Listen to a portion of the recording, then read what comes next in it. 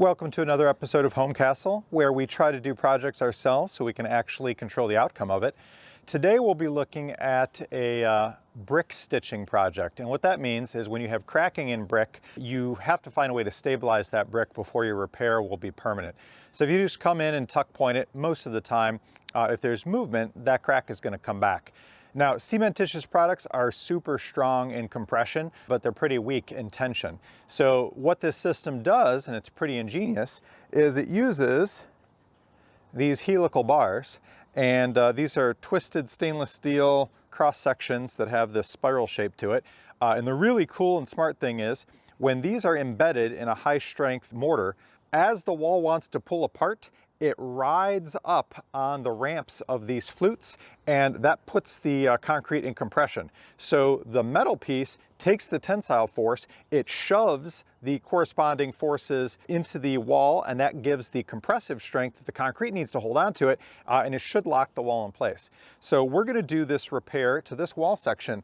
So this is quoined. When they bump out sections of the brickwork, this quoining pattern creates a weakness. And the reason for that is really only 6 courses go by before there's an interlocking of the brick. So these bricks are proud of this plane, so they can't be interlocked. This brick and this brick are a full piece, so therefore they can't be interlocked. So really the only ones that get interlocked on this particular pattern is every 6th course.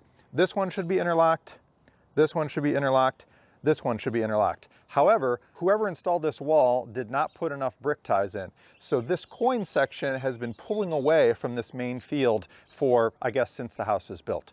So what I did is I took some pipe clamps and I moved them from one end to the adjacent window and from one end to the adjacent French door, and I made a little table. And over time, I would just adjust the clamps a little bit every day when I got home after work, and I brought this crack back into the original dimension that it should be, about 3/8 to a 1/2 inch after I've corrected it. So these are the 3/4 inch woodworking clamps that I made out of 3/4 inch galvanized pipe and these screw mechanisms at the end. If you have the ability to do this, sometimes you can tighten the crack up before you make the repair. So I made a table since basically I was moving a triangular section of wall. My table basically said, you know, turn the top crank 1 1/4 turns, this one 1 turn, this one 3/4 of a turn, and this one 1/2 of a turn. I did it more precise than that, but you get the idea. If you have the ability to clamp to something and pull the brick together, that would be preferable. Of course, if your crack is in the middle of a field, there's nothing you can do about it. You'll just have to lock everything in place where it is and then hope that you're not going to have any more movement in the future. You won't be able to tighten up the damage that's already there. But if you can, it was pretty amazing that I was able to move a house with some woodworking clamps. Thank you, Cousin Tim. And then I also installed 2 masonry fasteners, Tapcons, and I put a pair of calipers on it, and I would write down on my chart how much I moved the wall each day that I did the adjustments. So I was able to move the wall back into adjustment, and what we're going to do now is try to make that adjustment permanent so we can take these clamps off. I'll show you some of the components that the system uses. I'll show you how it's installed. Hopefully you can check back with me in a couple of months and you can see how well that the repair held up. So the first component are these helical ties. By default, they come in 40-inch sections, and the manufacturer wants you to embed them so that there's 20 inches on each side of the cracked surface. If the crack is very close to a corner, they want you to put a 90-degree bend into this and then wrap the section around the corner so that you have enough embedment so that it actually grabs. You'll have to look at your particular manufacturer's specifications, but here I have a whole 20 inches on each side of the crack. So this meets the requirements for this particular product. I don't need to wrap the piece around the corner and lock it in on the adjacent side. The second most important thing is not a product, but it's preparation. So if you don't prepare the masonry correctly and you don't clean it and you don't get the dust off, even the best product is likely going to fail. So what I needed to do is prepare the substrate for these rods by using a diamond tuck pointing bit.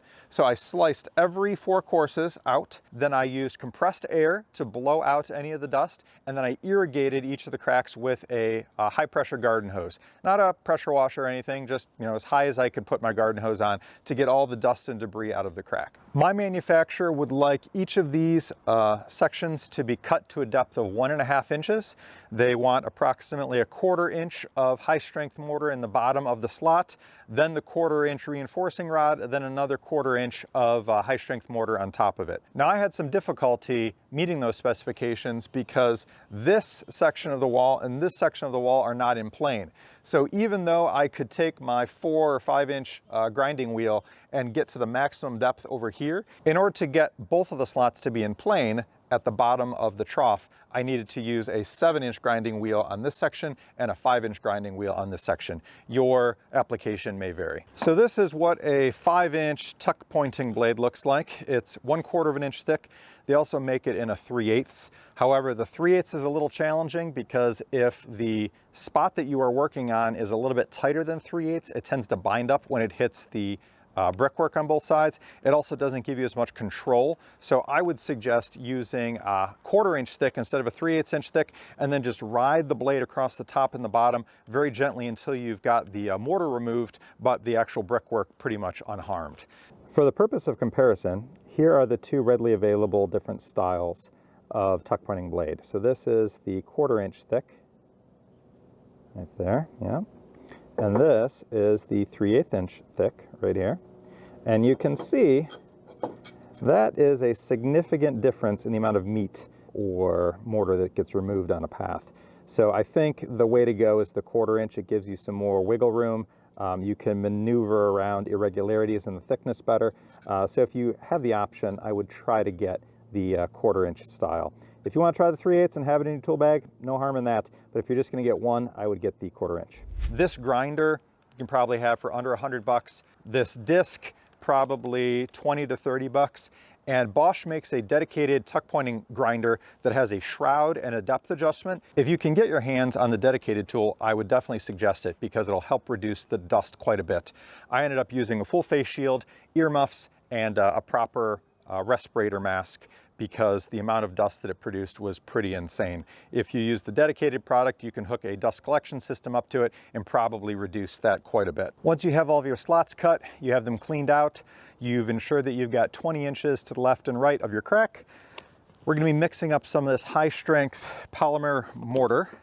And apparently it is completely foolproof. It's got pre-mixed liquid, latex additive, or whatever this magic goo is that you add into here, and we'll give that a mix. And that compound will go into this bulk gun. This could be configured as a sausage gun, but it's a bulk gun because it's got a leather piston that allows you to just open this, fill the bulk product in there directly, and they provide you with a nozzle that should help you get into the crack. This was really poorly done by the manufacturer. So it's clear from this diamond pattern on here that it's someone's job at the factory to take a round nozzle and sit there with a bench vise and just crush the thing, which I have no problem with. What they need to do is fabricate a mandrel so they can place the mandrel into the round cross-sectional tube, crush to a consistent cross-sectional area, and then remove the mandrel when it's done so that they can have a more consistent product. Mine was horribly made and it would only go into the crack a portion of the way, so I had to adjust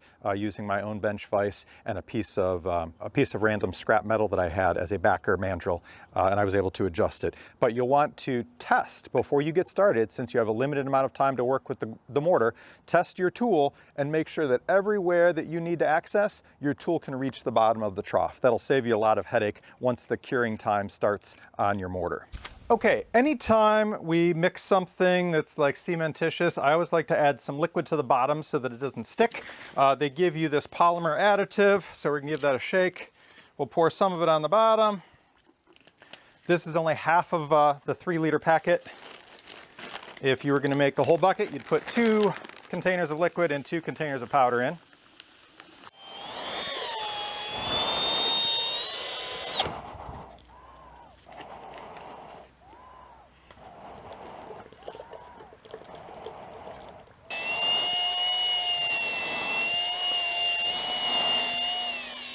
All right, it's been a couple minutes. I would try to clean your tools in between each batch. This is almost the consistency and stickiness of like Tech Superflex or a really highly modified thin set for tile, and it really sticks to your tools. So I just took a moment to clean my tools off, give it a reset. We'll give this one more churn with the mixer.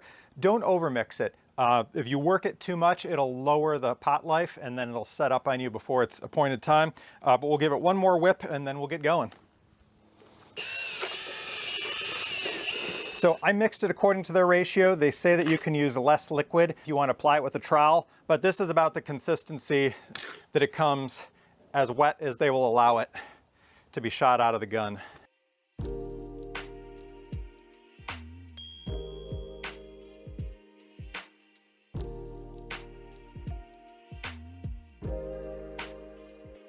All right, we're going to take our rod, set it back about a ½ inch from the outside corner, and drop it in place.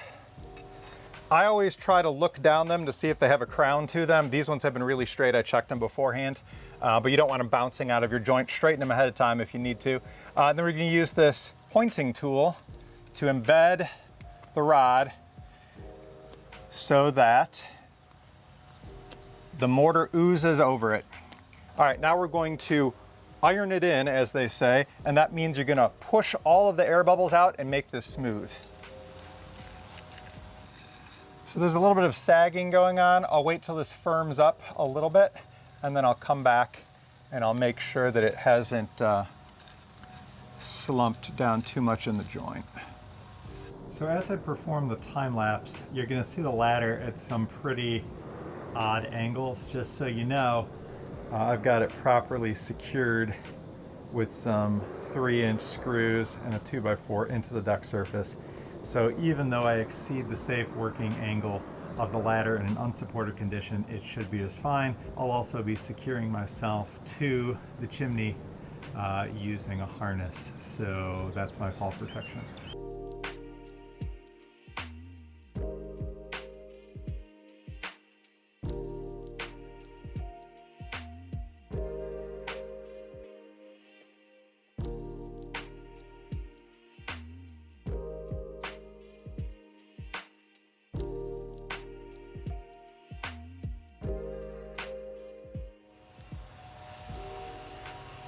Someone who does this for a living would have that done much faster than I, but it got the job done. So our repair is done. I just haven't tuck pointed anything. And the reason for that is I've got these clamps in place that are holding the wall under compression until the mortar can set up all the way. The manufacturer gives a spec for 28 days, but I would like to actually hold it longer than that before I take the clamps off. So I will tuck point this in the springtime, but for now the repair is done. I have watered the joints every 2 hours or so because that'll increase the overall strength of the grout. I think after 3 days, there's diminishing returns, keeping it hydrated. But if you're in a hot climate, you definitely want to keep it wet. I would say about 2 hours after you put the high strength mortar in or grout. If you can take a pointing tool or your key and it no longer leaves an impression, it's ready for you to start watering. You can't hurt the grout by keeping it wet. In fact, you can only make it better. If you made a ball of the grout and it started to set up and you put it in a bucket of water, it would set up super hard and it would cause no harm. So as long as it's not, still squishy, and then from you irrigating it, you're displacing it, you're gonna be fine to keep it wet, and it's definitely recommended. I think the only thing that I would have done differently is anytime you get a kit product like this, it's really scary for me because you don't know if they're super skimpy with a particular component of the kit and you don't want to run out. So when I was doing the first couple courses, I was really conservative with squirting the grout into the joints, and I was packing the bar all the way to the back and then screeding over it. And once I did a set of 10, it was very clear that I had plenty of the high strength mortar or high strength grout left over. So on the future courses, I was much heavier with it. And even when I was all done, I took the rest of the material and I put a second coat on everything.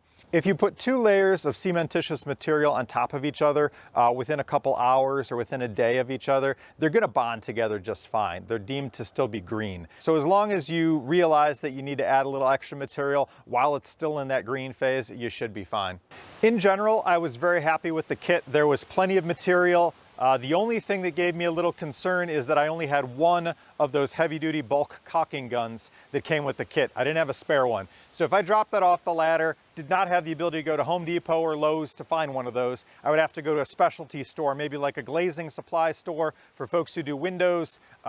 Someone who's a specialty provider is going to have to get that. And if you've already mixed up a batch of the $100 mortar and then you drop your gun off the roof, it's a really bad day. So that might be one thing that I would consider doing again. Buy an extra gun ahead of time, return it if you don't need it unused, and if you do have it and you need it, it'll be really valuable to have.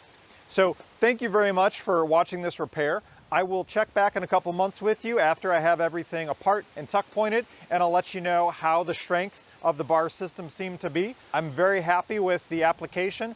I would budget maybe 3 to 4 hours for a novice like me doing a single kit, and longer, obviously, if you need to do 2 kits, which is what this required. If you like this video and you found it useful, please like and subscribe to the channel. It would really help me out. And if you'd like to put in the comments anything that you observed that I should have done differently or could have done better, I'd really love the feedback. And if there's any projects that you're interested in me trying and giving some feedback on, I'd love to take care of that for you too. So thank you so much for watching and have a great day. Bye.